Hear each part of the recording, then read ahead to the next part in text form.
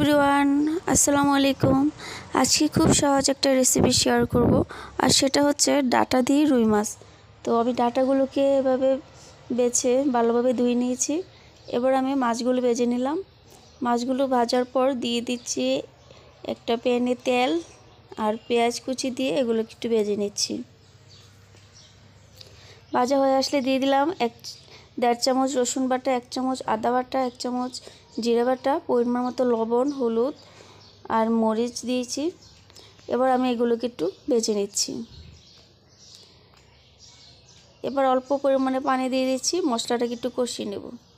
তো কষানো হয়ে গেলে দিয়ে দেব ধুয়ে রাখা ডাটা আর আলু দিয়ে একটু মশলার সাথে এগুলোকে মিশিয়ে নেব।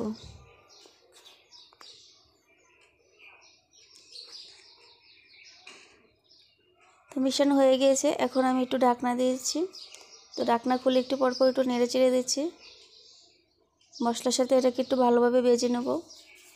তো ভাজা হয়ে আসলে দিয়ে দিলাম পরিমাণ মতো ঝোল আর কাঁচামরিচ দিয়ে এগুলোকে আমি সিদ্ধ করে নেব। তো ঢাকনা দিয়ে দিচ্ছি। তো এরপর যে আমার ডাটাগুলো সিদ্ধ হয়ে এসেছে, তো আমি এখন মাছগুলো দিয়ে দিচ্ছি, দিয়ে একটু ঢাকনা দিয়ে দিচ্ছি। কিছুক্ষণ পর আবারও ঢাকনা তুলে ধনেপাতা দিয়ে এবার আমি এটাকে উঠিয়ে নেব। তো তৈরি হয়ে গেল আমাদের ডাটা। খুবই মজাদার একটি রেসিপি।